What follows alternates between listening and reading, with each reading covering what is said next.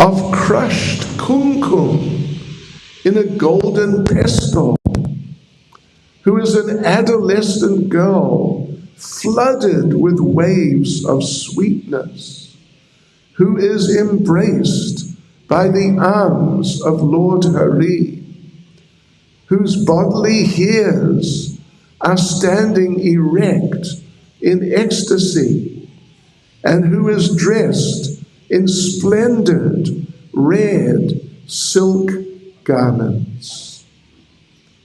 Lord Krishna, the auspicious moon shining on the Yamuna's shore, becomes pleased with and fulfills all the desires of a person who hears these 8 beautiful verses, which are a reservoir of Sri Radhika's splendid and pure sweetness. Srimati Radharani Ke, Sri Radhastakam Ke. So now I'm going to read a few verses from Sri Chaitanya Charitamrita. And I thought that Radhastakam, it's very nice. It's, obviously it's very deep, but it's not kind of, out of this world. Some of these things really go into areas that we generally are not really ready for. But that was nice, a very nice, gentle appreciation of Srimati Radharani. So now I'm going to read a few verses, series of verses even, from the Adi Leela of Sri Chaitanya Charitamrita, Adi Leela chapter 4, and of all of Prabhupada's books. If you want to find information about Srimati Radharani, about the gopis, their relationships with Lord Krishna, that's the place to look. Adi Leela chapter 4. But again, it's very tastefully presented. It's very deep, but it's very tastefully presented and not too extreme.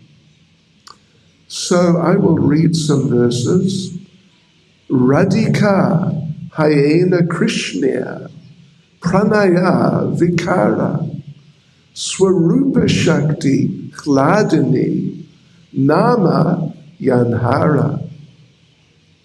Srimati Radhika is the transformation of Krishna's love. She is his internal energy called Hladini. That Hladini energy gives Krishna pleasure and nourishes his devotees. Just I can mention a little bit of background. Hladini, as mentioned here, it's the internal energy of the Lord, but it's particularly, as Prabhupada translates, the Hladini energy, it gives Krishna pleasure. In other words, it is the pleasure potency of Lord Krishna. It is what gives Lord Krishna Ananda. Ananda is the state and the particular energy which manifests the state of blissfulness is the Hladini potency. Just like Sat Chit Ananda, eternity, consciousness, full consciousness and bliss. These are 3 states, but the energies which give them the states are as follows. For the energy which manifests the state of eternity, that's called Sandini. Sandini. Yeah, it's true.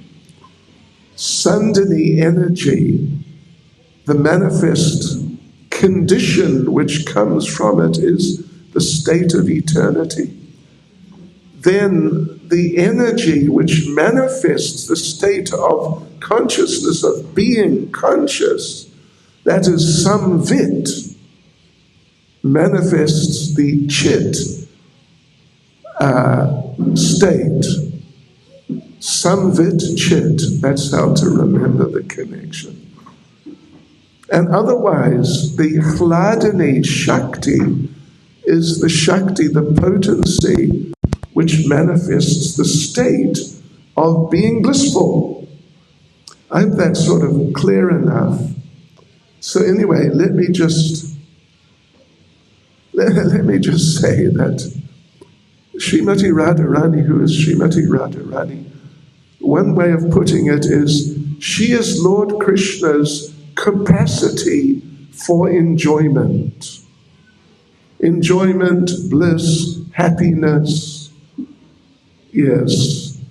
Lord Krishna gets all of this from his hladini potency, and Radharani is the personification of that. When it's put in a personal form, that's Radharani. So she's Krishna's ability to enjoy, you could say, placed external to himself in the form of a person, and that's Radharani. So in other words, Radharani is part of Krishna. She is part of Krishna. So when we talk about Radha Krishna, we are talking about one in two. One, Krishna, and with his pleasure potency, which is part of him. Just like we all have some sort of pleasure potency. We feel enjoyment under certain circumstances. When things are going well, that's our little pleasure potency. But Krishna has the complete pleasure potency, the complete ability to be happy, to be blissful, to enjoy, and to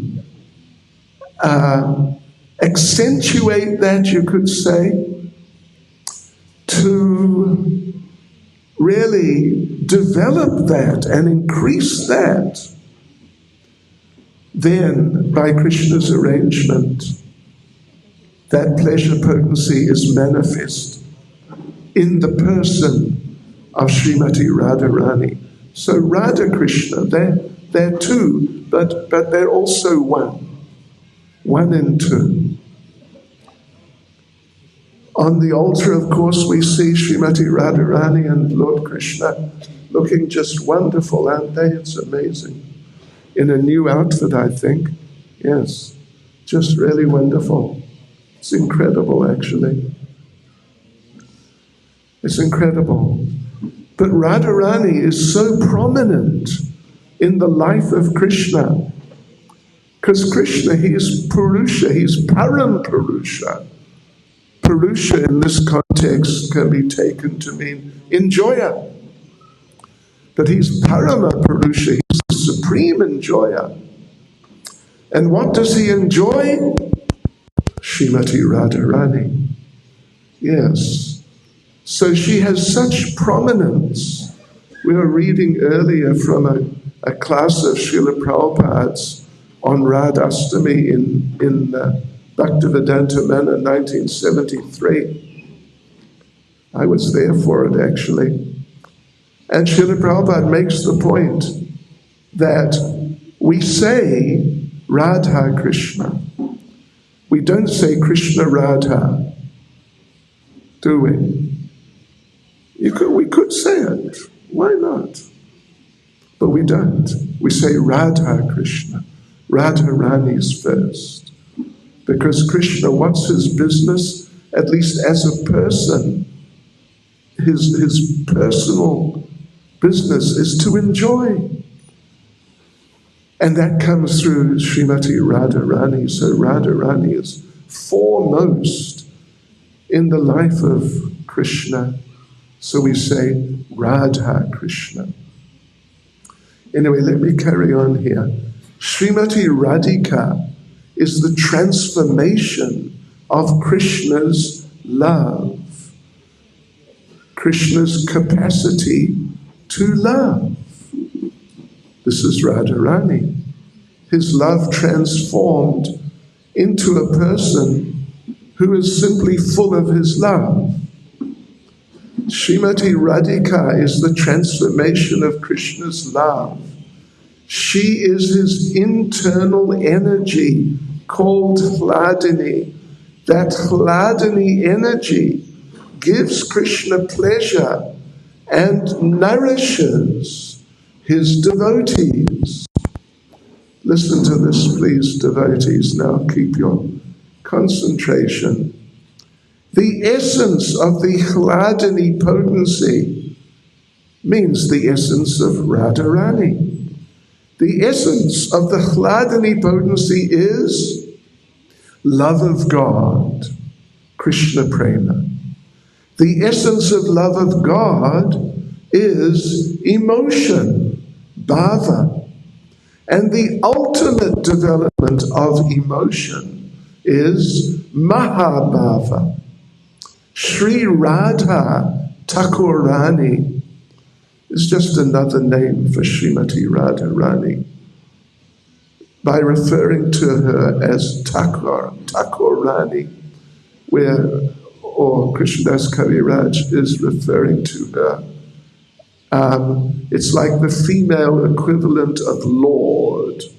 Yeah, Lord, Thakurani, female equivalent.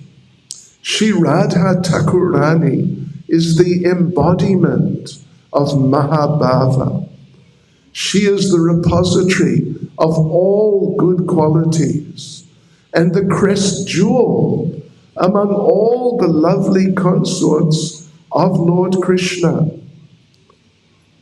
The beloved consorts of Lord Krishna are of three kinds: the goddesses of fortune, the queens, means the queens of Dwarika, and the milkmaids of Raja, the gopis of Vrindavan, who are the foremost of all. These consorts all proceed from Radhika. Just as the fountainhead, Lord Krishna, is the cause of all incarnations, so Sri Radha is the cause of all these consorts. All these consorts means the goddesses of fortune, not just the goddess of fortune, Lakshmi, but the goddesses of fortune. They're one category, and there are many, many, and innumerable, inconceivable number of goddesses of fortune. Generally, they reside in Vaikuntha, the Vaikuntha realm, which is a particular part of the spiritual world, the kingdom of God. In fact, all those Vaikuntha planets, the presiding deity is Lord Narayan, or Lord Vishnu, you can say, but Narayan is more like the name as opposed to the title. And on every planet, Lord Narayan has his wife, generally consort or wife. And each one of them is a form of Lakshmi, or in other words, every one of them is one of the goddesses of fortune. This is in Vaikuntha, and there's an unlimited number of them. And devotees, please listen. They all come from Srimati Radharani. As Narayan, the Narayan forms, and some of them have particular names, like Lord Nrsingadev is one, Lord Vamana, Lord Varaha, they're all Narayan forms in Vaikuntha. They all come from Krishna. Krishna is their source.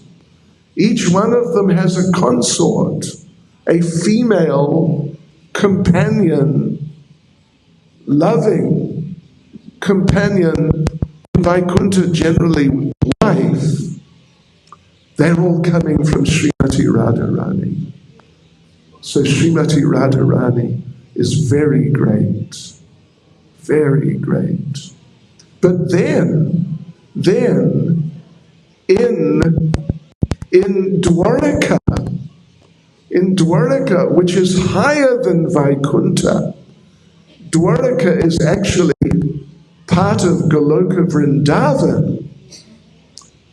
In Dwaraka, Krishna, his female consorts there, they are the queens, headed by Rohini.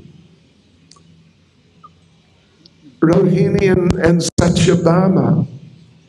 Satyabhama is directly a form of Radharani herself in person. But otherwise, all the queens of Dwaraka, generally we hear on this planet, when Krishna was here, and when he was in Dwaraka, he had 16,108 queens. But in Dwaraka, in Goloka Vrindavan, to forget about 16,108, that's just nothing. Prabhupada says, I read actually years ago somewhere, I forget exactly where, Srila Prabhupada says, the main circle of female associates there is 7 billion. That's just the inner circle, when you get tight into that tight group. But actually the group itself, well, you cannot put a number to it. Trillions, quadrillions, quintillions. What's next? A sextillion, septillion, zillion. There's so many. So, just to read that again, the beloved consorts of Lord Krishna are of 3 kinds. The goddesses of fortune in Vaikuntha, the queens, mainly in Dwaraka, and the milkmaids of Vraja, the gopis of Vrindavan, who are the foremost of all. These consorts all proceed from Radhika, Srimati Radharani. Just as the fountainhead Lord Krishna is the cause of all incarnations, so Sri Radha is the cause of all these consorts. Do you get the idea? All these, you cannot count, you cannot calculate. Your calculator or computer has not got enough places for the sequence of numbers to express how many. But they all come from Srimati Radharani. And she is, as Krishna is the Lord of all his expansions, she is the, what would you say, the lady, anyway, the controller and the supreme of all those expansions. So like I said, Srimati Radharani is very great. We should not underestimate her and think, she's just a girl who plays around in Vrindavan. She's very great. Even here we have Durga, or Parvati, the wife of Lord Shiva, who is the presiding deity of the material nature. But it is said that she is expanded from Radharani, actually. The Gopal Tapani Upanishad talks about that to some degree. But it's said that Durga is a fraction of one ray emanating from one toenail of Srimati Radharani. And each toenail has many, many, many, many rays. Yes, she's a fraction of one ray coming from one of the toenails of Srimati Radharani. So in other words, Durga is very small, relatively speaking. The goddesses of fortune, just a sec, excuse me. The goddesses of fortune are partial manifestations of Srimati Radhika, and the queens are reflections of her image. Just consider that, the sort of the relationship. Partial features or partial manifestations as opposed to a reflection. Just imagine, well, maybe you shouldn't imagine, but just very theoretically, if you fancied someone, if you know what I mean, but they were otherwise engaged, but they knew that you really fancied them, and they said, listen, okay, I tell you what, I'll make a compromise. You can have a relationship with my mirror image. How does that sound? Is it good? Or you can have a relationship with my shadow. Not so good. Really. Very bad, yes. We have an expert here. So partial manifestations, the goddesses of fortune, some of them manifest certain qualities of Srimati Radharani partially. Whereas the queens in Dwaraka, they are higher, they're reflections of Srimati Radharani. Of course, the gopis are higher again, the gopis of Vrindavan, and usually at least each one of the Astasakis, the 8 main girlfriends of Srimati Radharani, each one of them generally has a particular quality or ability of Srimati Radharani to really quite a big extent. Like Lalita Devi has Srimati Radharani's, like practically her complete, but at least very substantial manifestation of Radharani's ability to speak.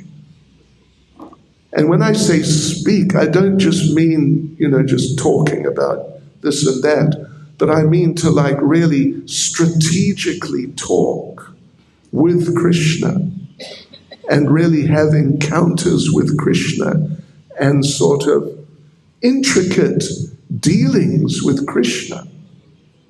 Very intricate, very intimate, very close, amazing dealings with Krishna. Verbal. This is Lalita. Champak Lata, she's known as Mishti Hasa, means she has sweet hands. She has basically Radharani's ability to make sweets. Mm-hmm. Yes. So any type of sweet you can imagine, and many you can't. They're expert at making, just unbelievable. Tunga Vidya has Srimati Radharani's mystical powers, magical powers to manifest things, make things disappear, just all sorts of magical powers. Practically the same as Radharani. So Radharani, she's a very great person, like a transcendental giant. But her main program is interacting with Lord Krishna in different ways to please him, to give him satisfaction, to make him happy, to please him, because she is his pleasure potency. Now, if you're familiar with Brahma Samhita to some degree, you might have been able to figure out that Mahavishnu, we've all heard of Mahavishnu. Many Hindus think that Vishnu is the highest. Krishna is one of Vishnu's expansions. They didn't quite get it. It's around the other way. But I mean, in a sense, they're not doing too bad compared to how far out a lot of people are. So there in Brahma Samhita it describes that Mahavishnu, he also has a consort, a female associate with whom he has a very, very deep loving relationship. But more often than not, with Mahavishnu, well, you may know, he is depicted as kind of not sleeping, but in a state called yoga nidra. It looks like he's sleeping. His consciousness is withdrawn, not manifesting externally. So why? That's because he associates with his pleasure potency, his consort, inside, internally. They're having pastimes together, internally. And often to generally, that's how their relationship works, internally, within his body, because she's part of him. So naturally, she can be within his body.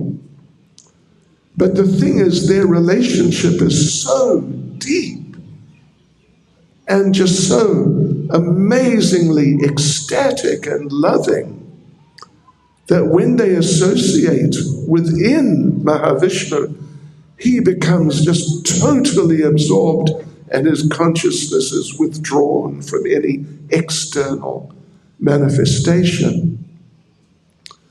This is Mahavishnu. But otherwise, here and generally, Krishna and his expansions, the consort manifests externally, as we see here, Radha and Krishna. And the benefit of that is that being kind of independent, not exactly independent, but there's some degree because of being physically separate, Radharani, the pleasure potency, is able to think of many ways to make Krishna happy, which would not really be apparent if she was just within him. And that was all. She was just within him. And there was nothing more to their relationship than her being inside him. But being external, she thinks of all these incredible pastimes they can have. Amazing, amazing pastimes, which they do have. And so amazing that when they have these pastimes, she and Krishna thinks, wow, that's amazing. Where did she get that idea from? To do something with him, to give him pleasure. Yeah. So, in this way, actually, by her being external, the relationship is enhanced and actually multiplied many times in terms of how it can give happiness and blissfulness to Krishna. So therefore, if you read Chaitanya Charitamrita, you'd read that when Lord Krishna returned to Goloka Vrindavan after having been here 5,000 or so years ago, Krishna was there and he was remembering, when I was there on planet Earth with all the devotees, particularly the Brijbasis, and amongst them particularly the gopis, it was so nice. The devotees were serving me so nicely. I felt so happy. It was incredible. And then a realization came to Krishna that, yes, I was enjoying so much by being served by particularly the gopis, the cowherd girls. But then Krishna had a realization that actually they were getting more pleasure by serving me than I was getting by being served by them. Although Krishna was getting so much pleasure from being served by them, but they were getting more by serving him. And he started thinking about different of the gopis. Some particular gopi, she was getting twice as much pleasure as him. That's a lot. It's really a lot. But another one was getting 10 times. That's really a lot. More pleasure than Krishna was getting by serving him than he was getting by being served by her. And he thought of others. Someone was getting 20 times, 50, 100 times. Can you imagine? 100 times Krishna's mind was spinning. How much pleasure were they getting? It's just too incredible. 100 times. What about 1,000 times? What about 1,000,000 times? And when he thought of Srimati Radharani, he understood she was getting 10 million times more pleasure from serving him than he was getting from being served by her. And when Krishna realized that, Krishna just got a massive inspiration that, what am I doing being God? I mean, it's nice, I get a lot of pleasure. But if I'm to get, as much pleasure as it is possible, I have to become a devotee. I got to become a devotee. And particularly, I've got to take the position of Srimati Radharani. So therefore, Lord Krishna appeared as Lord Chaitanya, who is Krishna, but in the mood of Radharani. But the mood of Radharani means Radharani, because the mood is not like separate from her. She is her mood. But the mood of Radharani was prominent, more prominent than Krishna's nature as Krishna, because Lord Chaitanya was golden. The color of Radharani, the color of her mood, means that Radharani's nature was most prominent in Lord Chaitanya. So, let me just tell you a couple of pastimes. Is that all right? How about a pastime? Gosh, you may not have heard of this pastime before. Do you know how Krishna ended up wearing a peacock feather? Once Lord Krishna and Srimati Radharani were enjoying pastimes in the Varshana area, if you're familiar with the geography there a bit. Anyway, in one part of the greater Vrindavan area. So they were playing together. They're playing together. And in the course of playing together, Krishna manifested the form of a snake, which is not unusual for Krishna because Ananta Shesh, the many-headed snake form of the Lord, is a form of Krishna. So he took the form of a snake. Srimati Radharani took the form of a peacock. And the idea was, it was a game of hide and seek. If you remember from your childhoods, hide and seek. So Krishna, the snake, he went and hid somewhere, like under some rocks, out of the way. And Radharani, as the peacock, tried to look for Krishna, but she couldn't find him. And she's going around and around again, and then around again, but she couldn't find Krishna.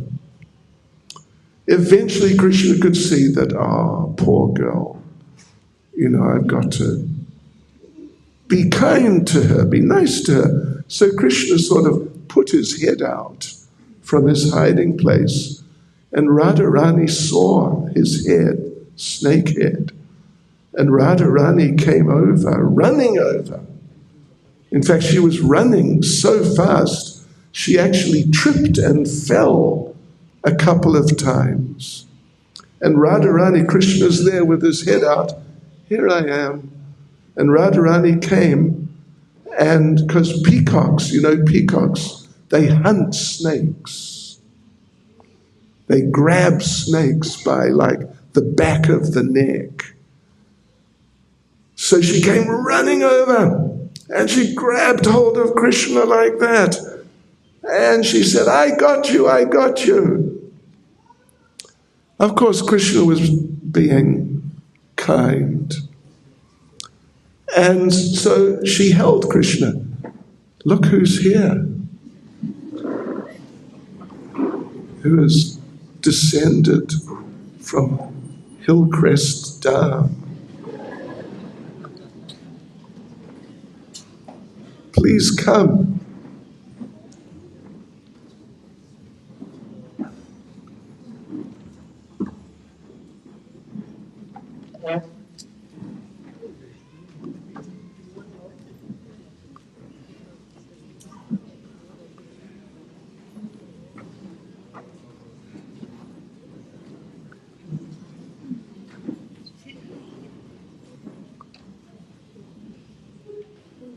Hare Krishna, Hare Krishna. Haribol, it's you. And him. Not one, but two. Haribol.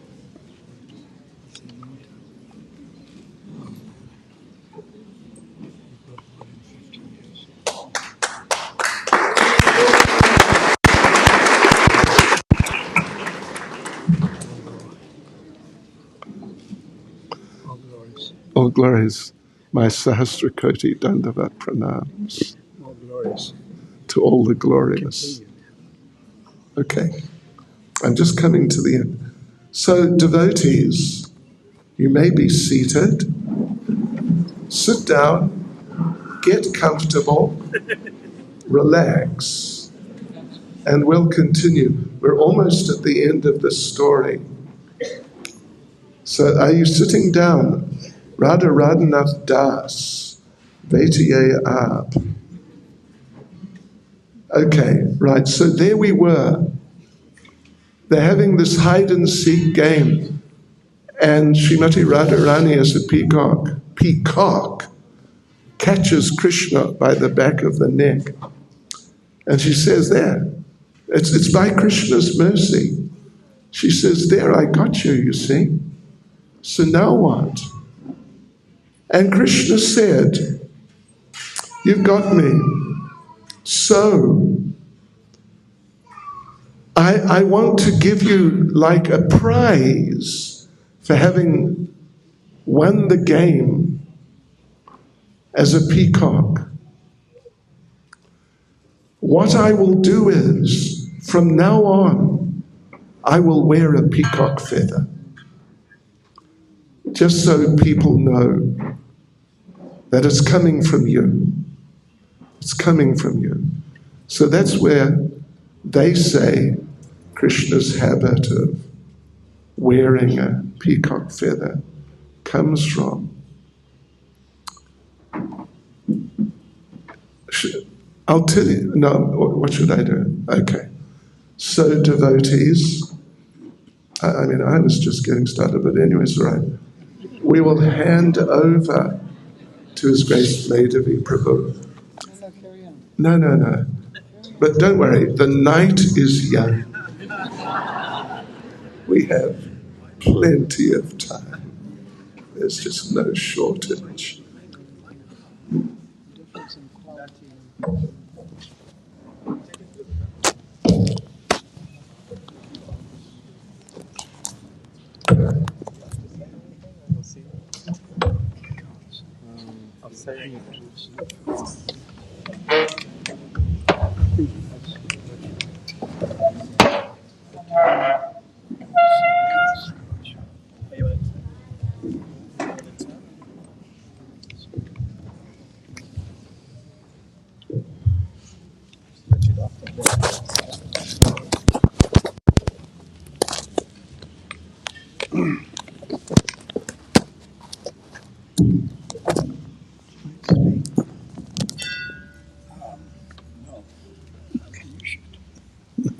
I shouldn't.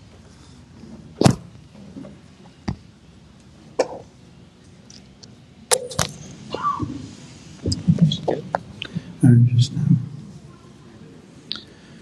Om Jnanatamrandasya Gyananjana Salakaya Chakshurunmilitam Yena Tasmai Shri Gurave Namaha Shri Chaitanya Manovistam Stapitam Yena Bhutale Swayam Rupa Gadamayam Tadati Swabhadantikam Vandeham Shri Guru Shri Yuta Parakamalam Shri Gurun Vaisnavam Shah Shri Rupam Sagrajatam Sahagana Raghunatam Vitam Tam Sajivam Sadvaitam Savadutam Parijana Saitam Krishna Chaitanya Devam Shri Radha Krishna Padam Sahagana Valita Shri Krishakam Zitamscha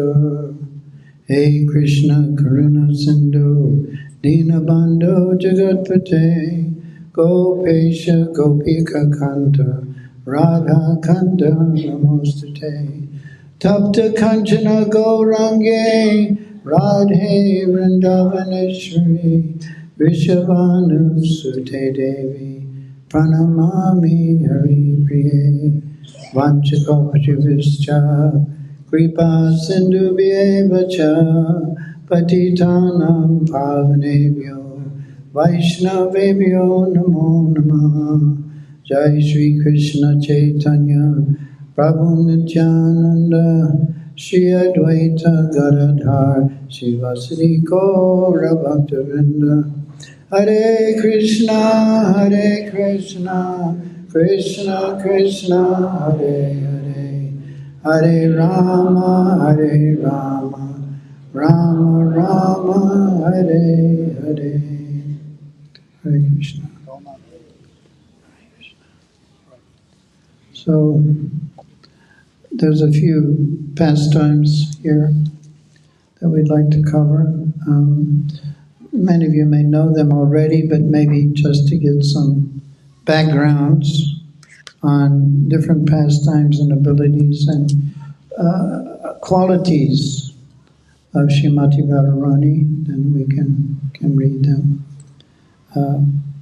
One is the boon from Durvasa Muni. The pastime is there. In the palace of the King Vrishabhanu, Radharani passed her childhood playing with her Sakis.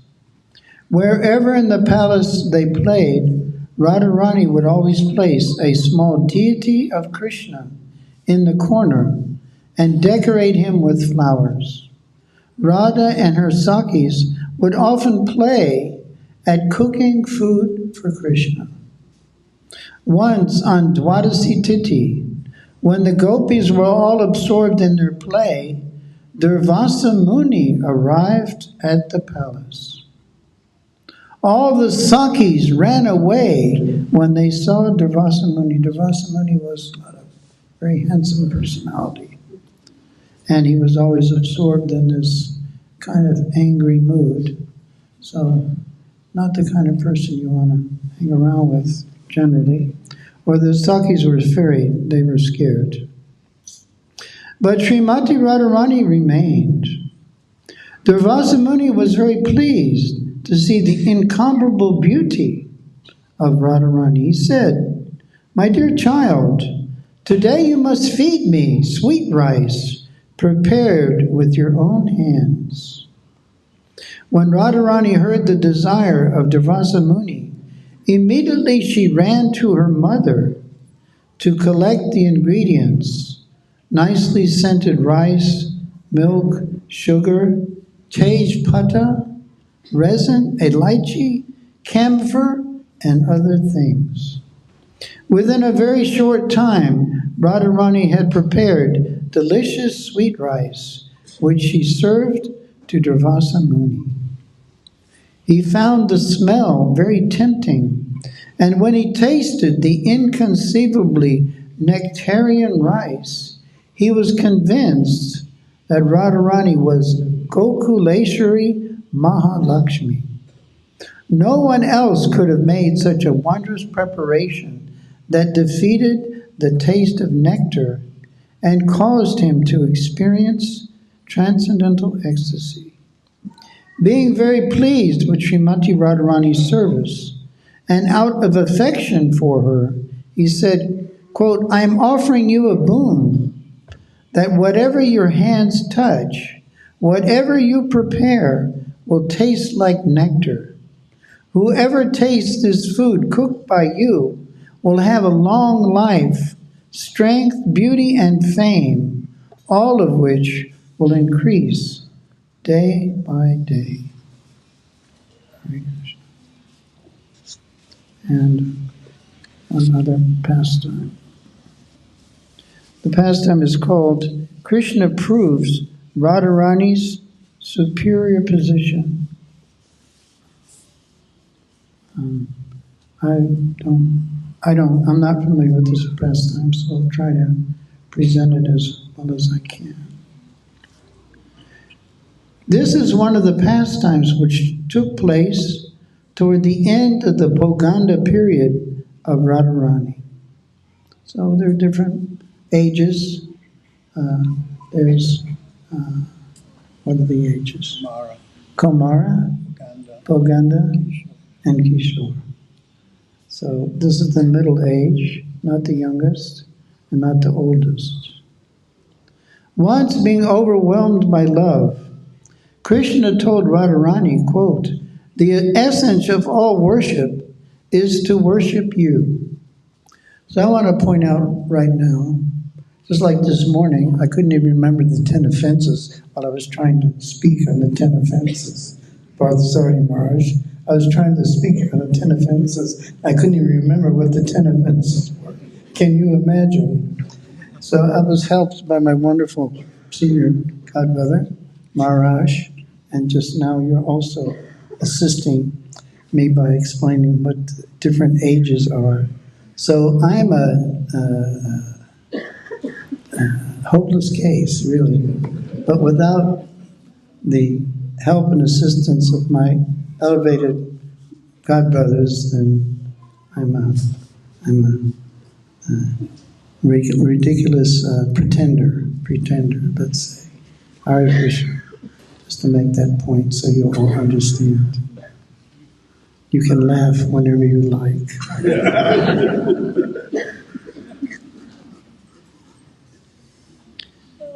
The essence of all worship is to worship you. If someone worships me, this is Krishna. Once being overwhelmed by love, Krishna told Radharani, the essence of all worship is to worship you. If someone worships me without first worshiping you, he will get no result. You are my Mahabhava Mai, pleasure-giving potency. You derive pleasure by giving me pleasure. My pleasure is your pleasure. You are completely devoid of the desire for your own enjoyment. You do not expect anything from me except my association and constant engagement in my service. Thus, anyone following your process of worship will be very dear to me, and I consider them greater than any yogi or tapasi. Without your merciful glance, no living entity can attain me. I am only attainable by pure devotion. Your activities are pure devotion. One who follows in your footsteps will have no fear of Yamaraj. He will be eligible to serve in my spiritual abode. Whoever desires to serve me with devotion should accept your name first from a bona fide guru and chant purely to attain perfection. Then only will he be eligible to serve me. If one chants Radha Krishna together, I will be controlled by that most fortunate person. You are the chief among all Gopangana and are greater even than Yashomati. When Radharani heard this, she laughed and said, quote, your character is like a debauchee. I do not believe your words. Yashomati is your dear mother. How can you say that I am greater than her? What is the reason? Krishna said, very soon you will see. Even if she is saying that you are her daughter, very soon you will see that she will come to catch hold of your feet. And so to prove the greatness of Srimati Radharani, Krishna manifested a pastime. One day, some of the Vraja Gopikas brought Radha and Krishna to one house to have fun with them. They were deriving great pleasure by uniting Radha and Krishna. All the gopis were making Krishna dance in the courtyard of the house and were chanting and dancing with him. At that time, Yashomati, she reached there. When she saw all the gopis were dancing with Krishna, she became angry and said to Radharani and her Sakis, what kind of behavior is this? My Gopal spends the days grazing cows. He is very tired and needs his rest, but you have disturbed his sleep and brought him here to play. Here you are making him dance, and I know you do this every day. This is not good at all. Do not do it again. Srimati Radharani did not respond. The Sakis said to Yashoda Mata, quote, your son Gopal is a coward boy.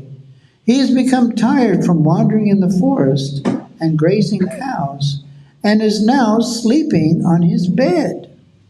This Krishna is not your son. This Krishna is not. Your son's name is Krishna, yes, but that does not mean that there is no one else with the same name in this world. Go to your house and see. Maybe your son is still sleeping there." So there's another Krishna around. After hearing this from the Sakis, Mother Yashoda was surprised. There may well be more than one boy named Krishna, but how is it possible that they would have the same features? Still, as the Sakis suggested, she returned to her house to check on her Gopal. When Yashamati arrived, she was surprised to see that the words of the Sakis were correct. Her son Krishna was sleeping on the bed. She was bewildered to see this, but at the same time she was feeling very happy also. She immediately went back to the place where the Sakis were playing with the other Krishna. Yashoda said, "Oh Sakis, please listen to me. Where did you find this Krishna who looks exactly like my son Krishna? Both are the same age, they have the same features and physique. They walk the same way, speak the same way, and behave the same way. Their bodily color is the same. By seeing your Krishna, I am feeling satisfaction in my heart. I am feeling so much affection toward him. You all come to my house along with your Krishna. We will unite both Krishnas together and make them dance together. Everyone will be happy to see their dance. We can establish a friendship between both Krishnas. Then after finishing the dance, you leave my Krishna in my house and come back here with your Krishna." Prompted by Krishna, Srimati Radharani said, quote, "Oh dear mother, you are telling us to take our Krishna to your house, but we are feeling scared. If both Krishnas are dancing, then how are we to tell which is your Krishna and which is ours? Your Krishna may become exchanged with our Krishna." Mother Yashoda laughed to hear this and said, quote, "If that happens, then what is the problem? Both are the same in their qualities." Radharani said, "No, that is not correct. Your Krishna can never be equal in qualities with our Krishna. Your son is a coward boy who is grazing cows in the forest the whole day. He does not have any knowledge of love, prema tattva. But our Krishna is an incomparable jewel among all the Purushas. He is Purusha Ratna and Purushottama. So many yogis, rishis, munis, gyanis, and janis are worshipping his lotus feet. Our Krishna has killed so many great demons. He has corrected the mistake of Brahma, the creator of the universe." Mother Yashoda replied, "My son has also performed all these activities. All the Vrajvasis know about this. When my son was only 3 days old, he killed Putana, the demon. Then he killed Shakatasura and Trinavartasura. Everyone knows that all these are activities of Yashoda Nandana." Radharani said, quote, "By this discussion we may create a quarrel. Later you will understand which Krishna has greater qualities. For now, however, we should put a mark on the head of our Krishna so that they will not be confused."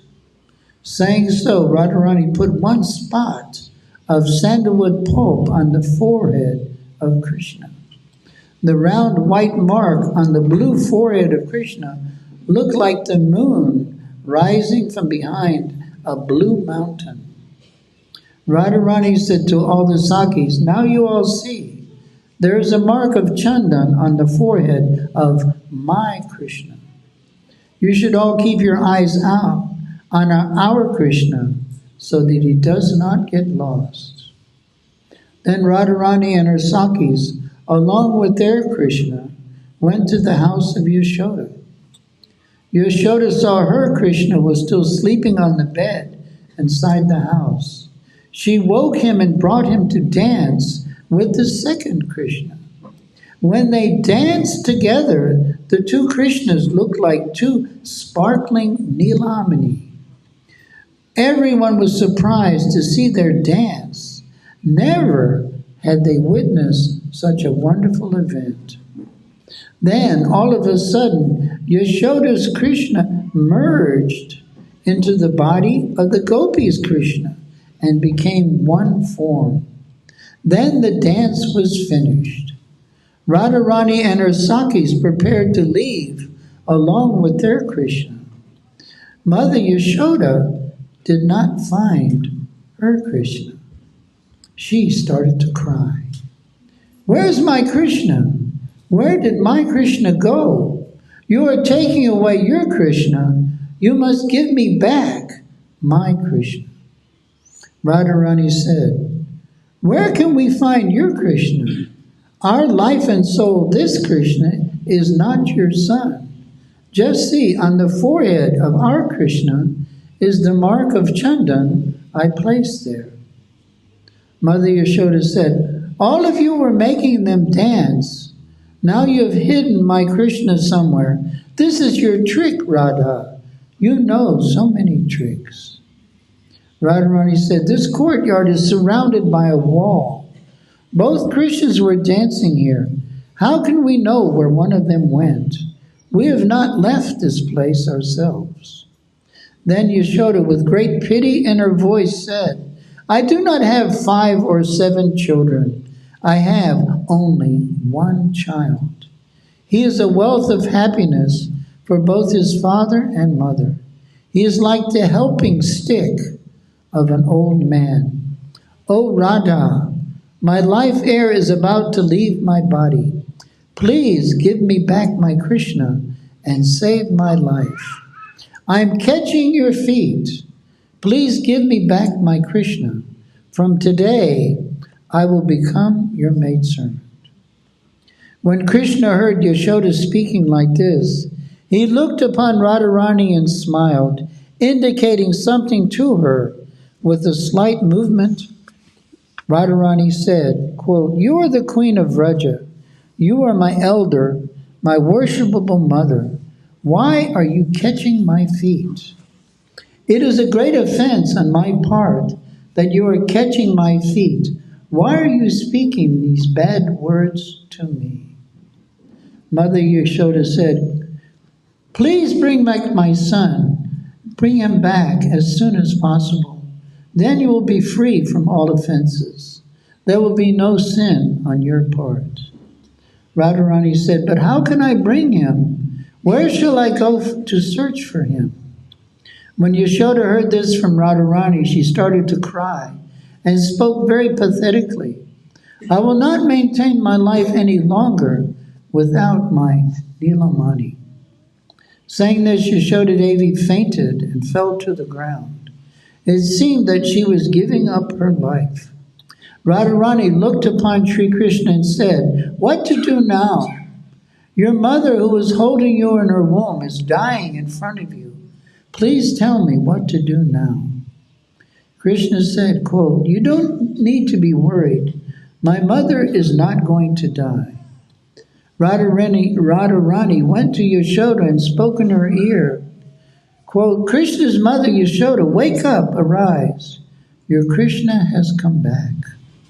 As soon as Mother Yashoda heard the name Krishna, immediately she woke up and said, O Srimati, where is my Krishna? Radharani replied, your son Krishna has become tired by dancing with our Krishna. He has gone to his bedroom and is sleeping there on his bed. Yashoda had full faith that Radharani never spoke a lie. She immediately went to Krishna's bedroom and found Krishna sleeping there on the bed. Nandarani, Yashoda picked up her son with great affection and embraced him, kissing him again and again. All the Sakis left for their respective houses. Thus Krishna established Radharani's greatness.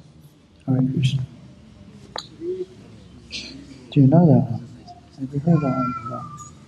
Have you heard that one? How do we understand that? Oh. I don't know. Would you explain? Okay, well, I don't know. How do I explain? Anyway, Krishna wanted to prove that Srimati Radharani, and he was saying in the beginning that no one, if someone worships me without first worshiping you, he will get no result. So and maybe the devotees think of this point at times. We're devotees of Krishna. We propose ourselves to be devotees of Krishna. But as this point is raising, that we can't really worship Krishna without first appreciating Srimati Radharani. And Krishna is mentioning that here. And I think, Mars, you were mentioning that Gaudiyas, Gaudiya Vaishnavas, and we're Gaudiyas. Gaudiyas means the followers of Lord Chaitanya. We are worshippers of Srimati Radharani, even more than worship of Krishna. Of course, we don't want to get mixed up. But the point is that Srimati Radharani is so much appreciated by Lord Krishna that there's no question of Krishna appreciating our worship if we don't first offer our respects to Srimati Radharani. Without your merciful glance, no living entity can attain me. I am only attainable by pure devotion. Your activities are pure devotion. One who follows in your footsteps will have no fear of Yamaraj. Whoever desires to serve me with devotion should accept your name first from a bona fide guru and chant purely to attain perfection. Then only will he be eligible to serve me. If one chants Radha Krishna together, I will be controlled by that most fortunate person. Hare Krishna. So we have to recognize how, and we don't. I was mentioned earlier this afternoon that here in Durban, this temple is the only installed deity of Srimati Radharani practically in the country. So in other parts of the country, of course, according to different devotees' spiritual realization, or lack of that, Srimati Radharani is not worshipped, but here she is. And her position is so glorious. And today, which is the most glorious day, just like we have Krishnastami, we have Janmastami, and that is a wonderful day for the worship of Sri Krishna. But actually the next day is Vyasa Puja, which is actually even a more important day for us because it is the appearance day of Srila Prabhupada. And now we have even actually a more important, of course it's transcendently greater, the appearance of Srimati Radharani. So all of these different occasions, these different festivals, are so wonderful that we can actually begin to appreciate how fortunate we are to be present on this planet just 500 years after Lord Chaitanya appeared. And we're being guided and protected by Srila Prabhupada to become the devoted followers of Srimati Radharani and Lord Radhanath. So today's a very special day, and very special because we have two great sadhus here, And we're going to hopefully ask our other sadhu to please enlighten us with his transcendental knowledge. Hare Krishna.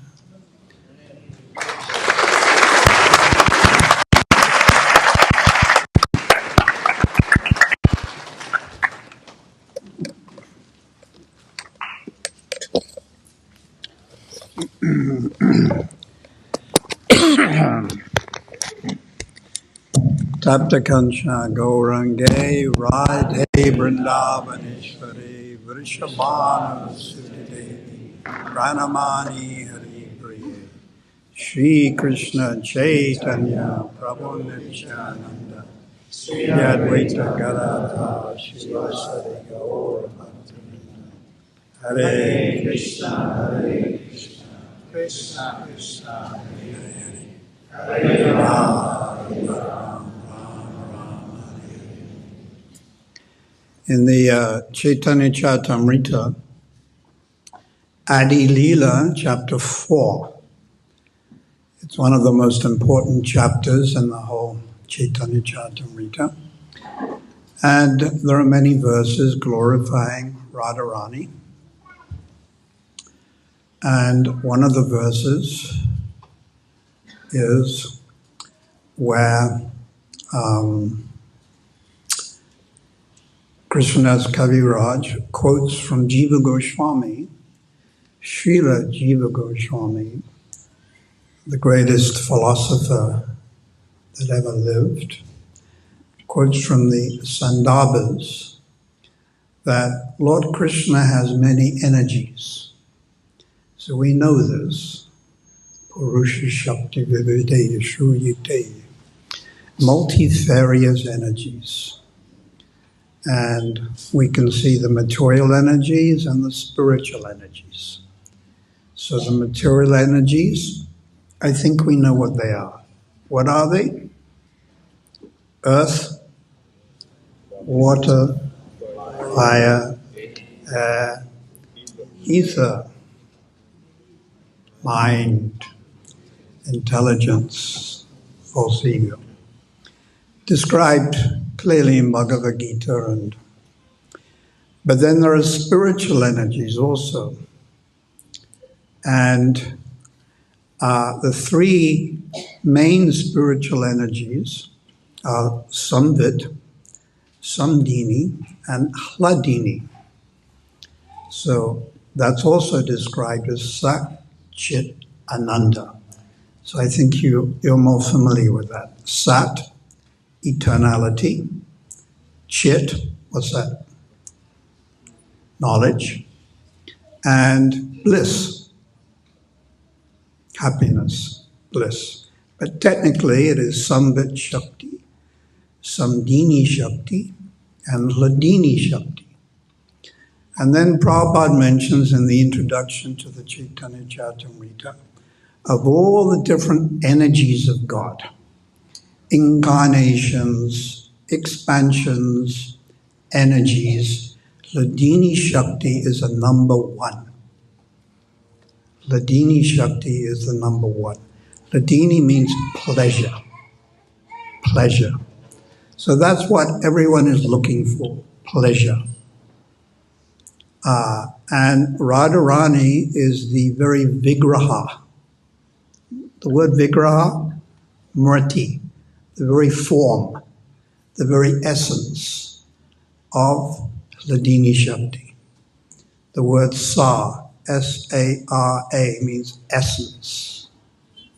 The essence of milk is cream.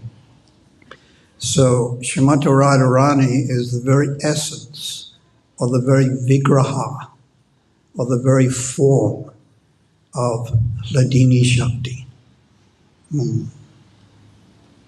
So Shri Radha Sakarini,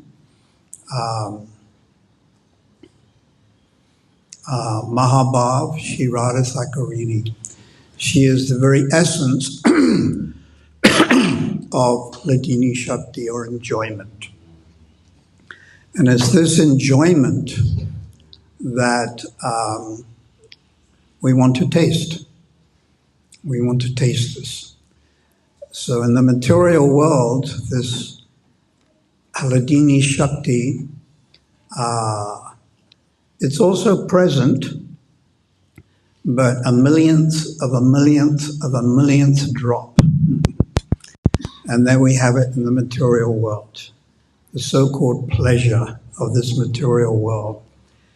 Generally, it's personified or as sex life, but there's many other types also. So this is the impetus for living beings, the pleasure they derive from it. Would you agree? The businessman derives pleasure from what? Money, money, money, money. And that ain't funny. Paisa pek, tamasadek. So the businessman, it's money. He gets really excited. Prabhupada went for a walk, Durban Beach. He would see the surfers. They're on the back row. You know what that means, the back row? So what's their idea of enjoyment? That wave, which is very elusive because they never quite get it. But their enjoyment is coming from surfing. The drug addict, it's obvious, drugs. The politician, what is their enjoyment? The politician. Corruption. Thank you. What else? Power. Yeah, actually his name was Henry Kissinger, who's about ready to die. He said the ultimate aphrodisiac is power. You know, power. We look at some of our leaders, so-called, in Russia, and we can't say their names in front of the deities.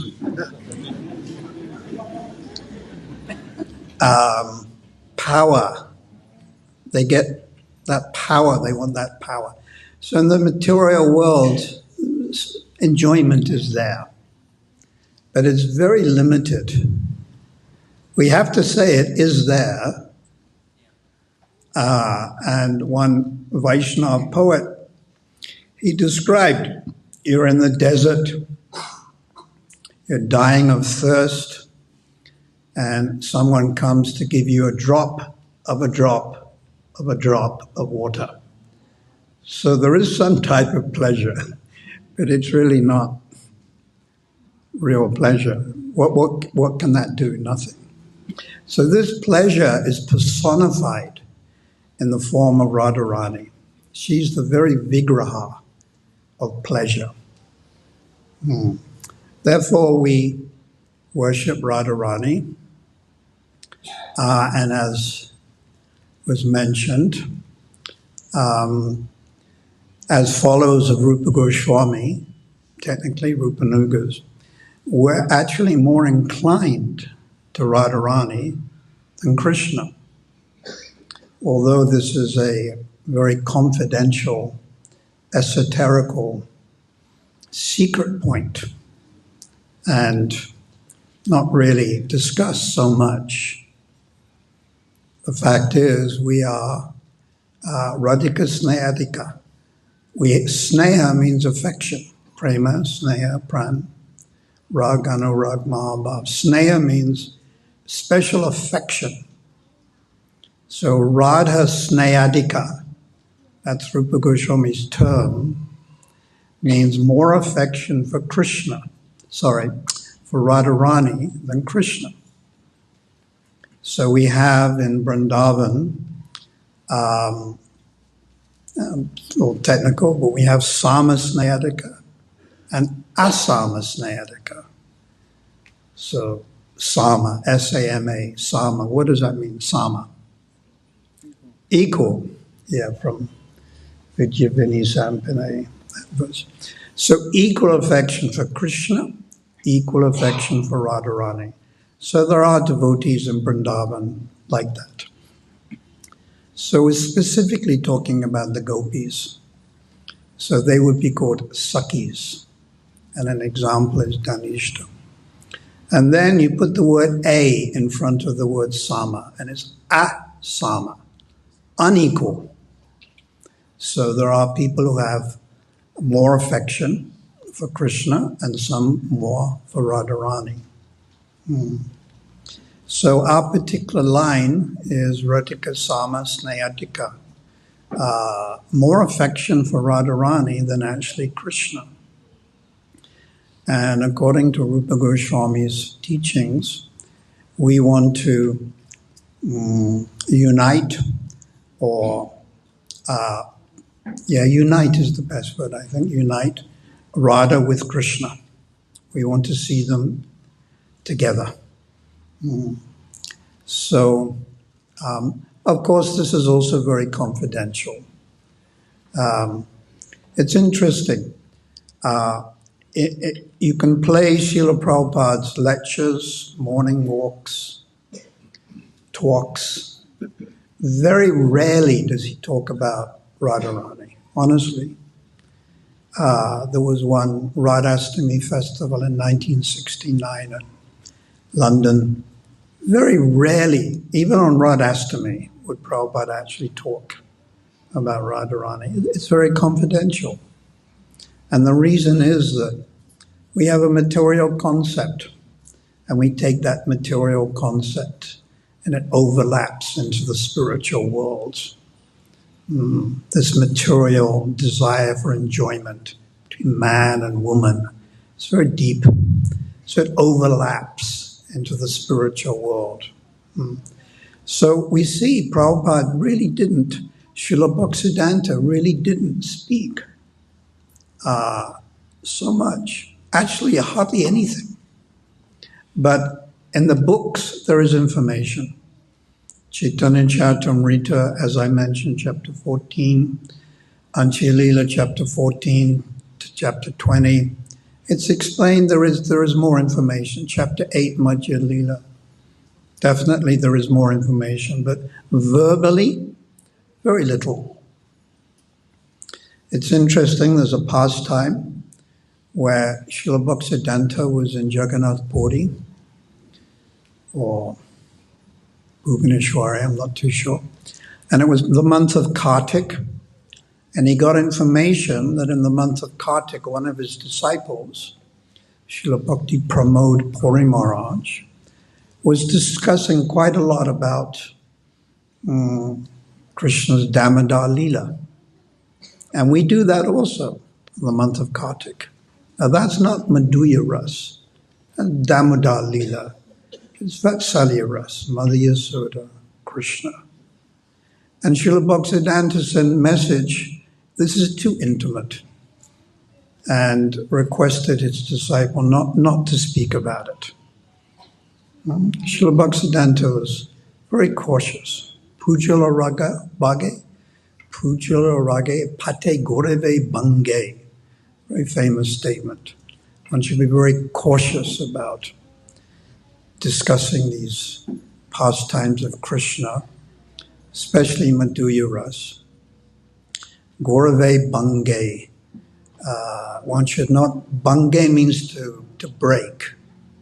To break. Gorave,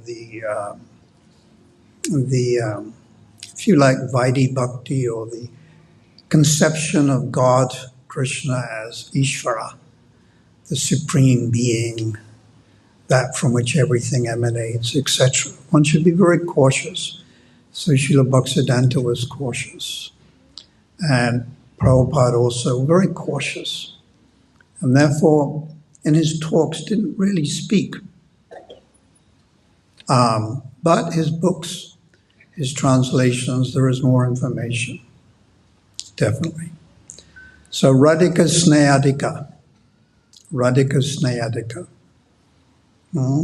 But this is not really for preaching. This is actually for what is called bhajan.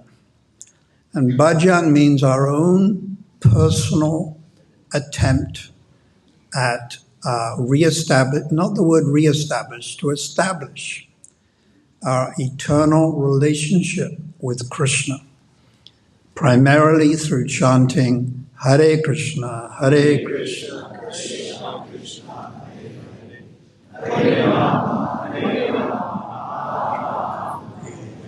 So this is referred to as our bhajan.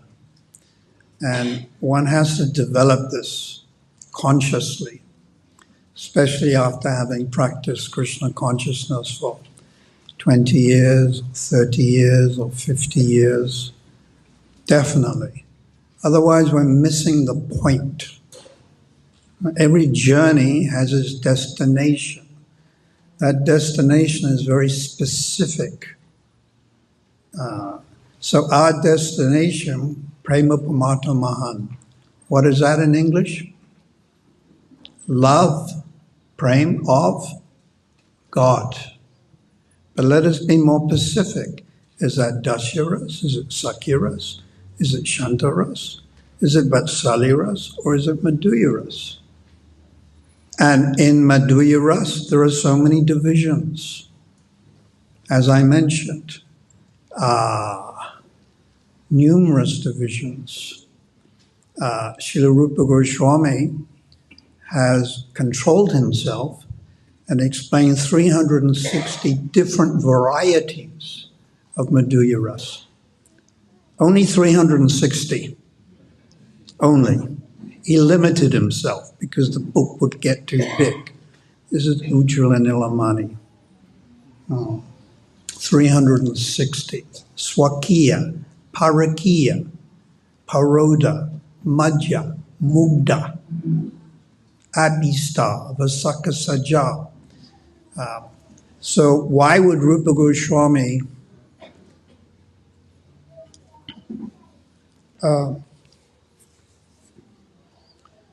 why would he write this book if some people weren't supposed to read it?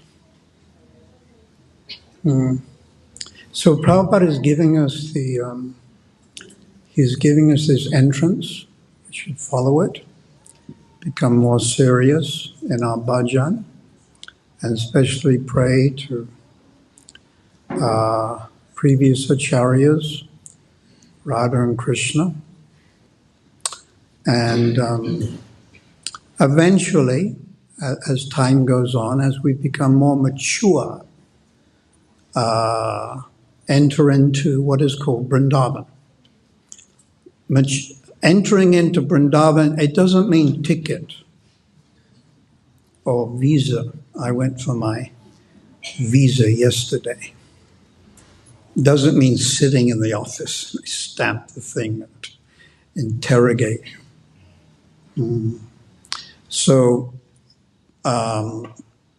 it means a state of consciousness, and it's awarded to us by mercy. So we continue serving, and gradually we'll begin to understand. But one has to also be a little mature.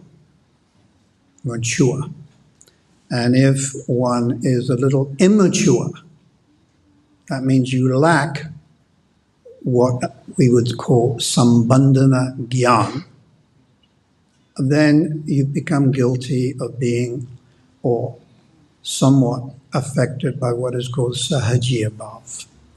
Sahajiya bhav means to take things a little cheaply. So Srila Bhaktisiddhanta, our previous acharyas, were very cautious about this. And Prabhupada, of course. Who is he preaching to? He was only with us for 12 years. What can you say about esoterical subject matters when your clientele, they're struggling with the four principles? Let's be honest. Srila Prabhupada in San Francisco comes to see Shyamasundar Prabhu, our exalted godbrother, who's carving the first deities of Lord Jagannath, Subhadra, and Balaram. surprise visit. Of course, it's 1967.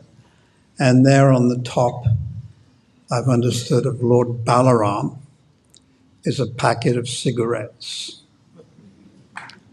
I think according to Malati, it was Marlboro or Pall Mall.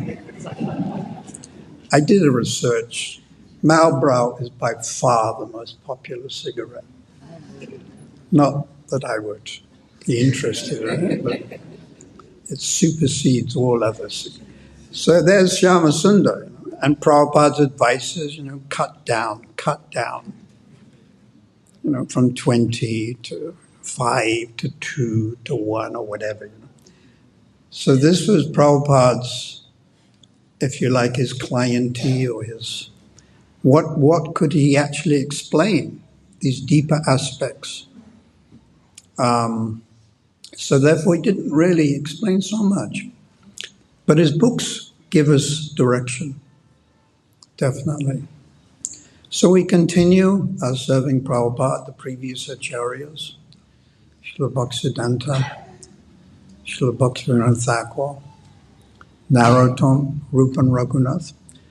And then gradually we'll understand our position as Rupanugas, followers of Rupa Goswami, followers externally and internally. Externally, very strict.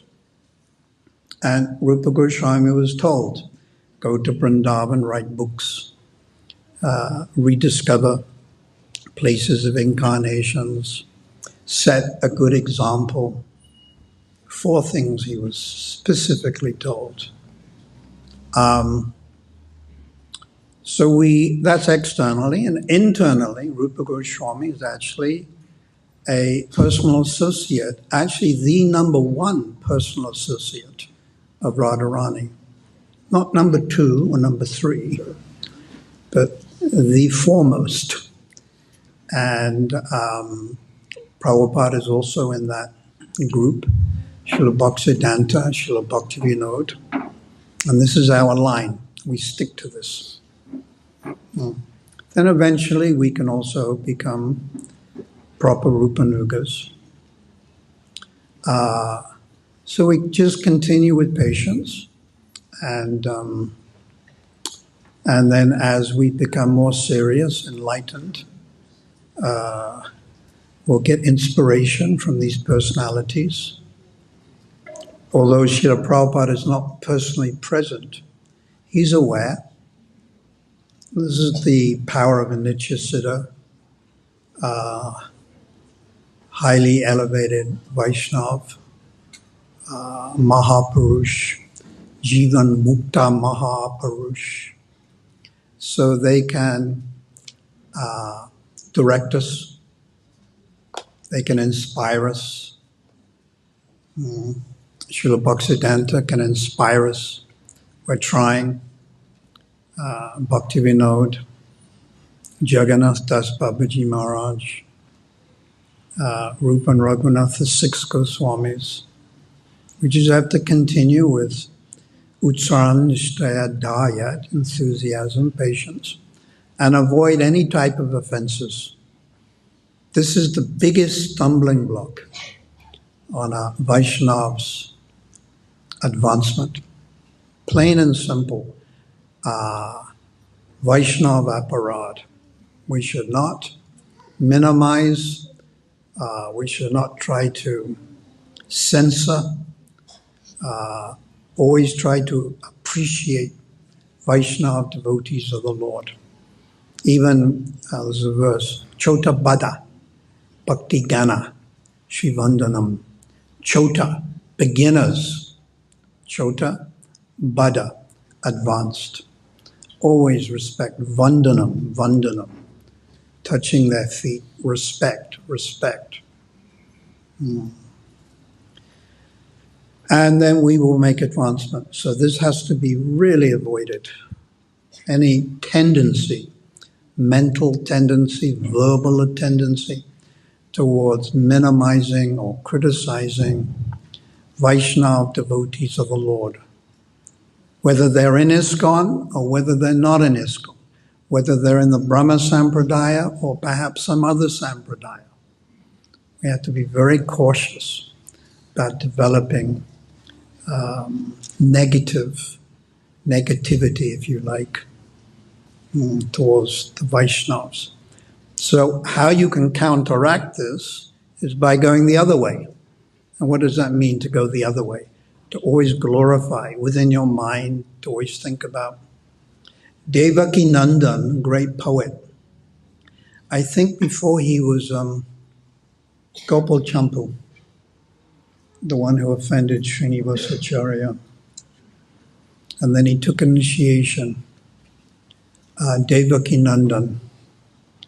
And he wrote prayers to the Vaishnavas. And he said, when you rise early in the morning, you take the names of the Vaishnavas and just saying their names can purify you. He gave the example of offering ghee into a fire. So the names of the Vaishnavas. So today we pray to Radharani that she can guide us, and we can increase our affection for our Guru Parampara, our Diksha Guru, Siksha Guru, the main preeminent Siksha Guru of ISKCON, Prabhupada, Srila Bhaktisiddhanta, Bhaktivinoda, goes all the way back. It doesn't stop at Prabhupada, Bhaktisiddhanta, Bhaktivinoda, Narada, to Rupa and Raghunath. They could perhaps stop at Rupa Goswami because he's the foremost, but then he's also understood as expansion, or Radharani entered into him also. So we don't even think he's Jiva Tattva. So we pray on this day that we can make advancement, that Radharani can guide us, inspire us, inspiration. We want to get inspired. And with Vaishnavas, senior Vaishnavas like Madhavi Prabhu and His Holiness Bhakti Chaitanya Maharaj, others also will mercifully come here kindly. I think Indradumna Maharaj shortly. Others, Kiraj Swami, Krishnas Maharaj, and of course Bhakti Chaitanya Maharaj. These are powerful links in the chain. They're links in the chain. And that chain goes all the way back to Rupa and Raghunath, and then to Radharani. And then she offers our service to Krishna. So thank you so much. Excuse my bad health a little. Shri Shri Radha Radhanath ki jai. Go Premanandi.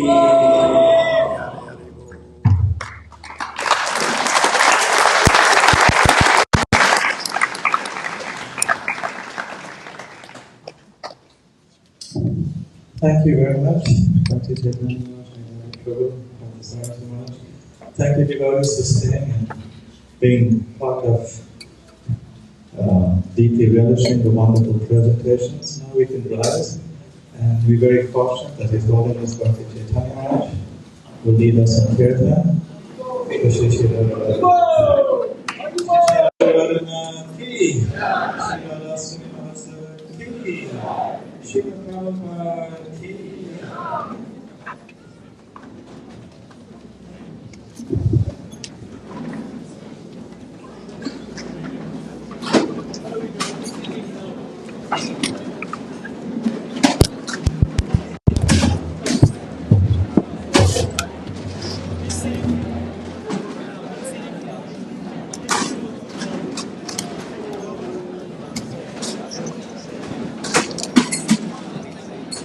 Hare Krishna, Krishna Krishna, Hare Hare, Hare Rama,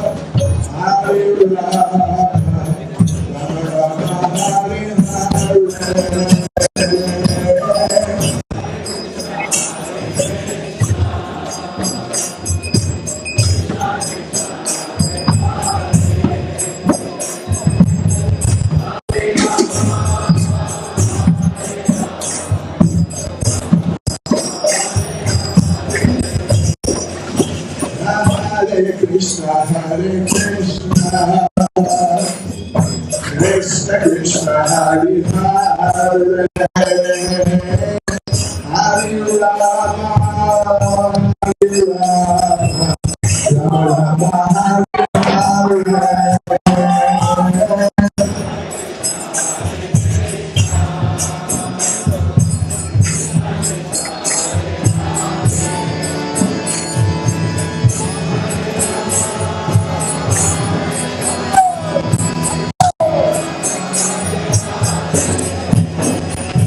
Hare Krishna, Hare Krishna, Krishna Krishna, Hare Hare,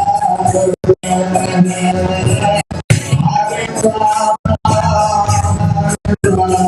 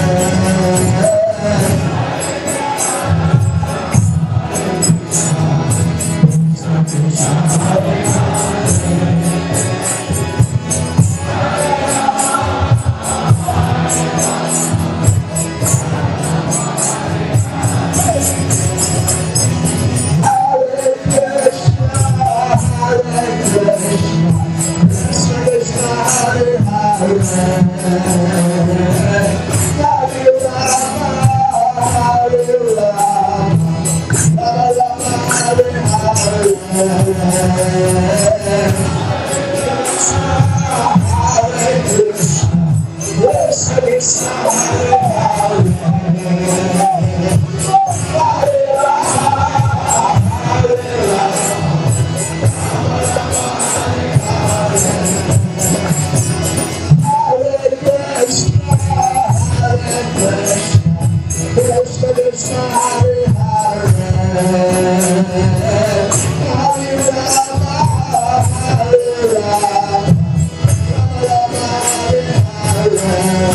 Hare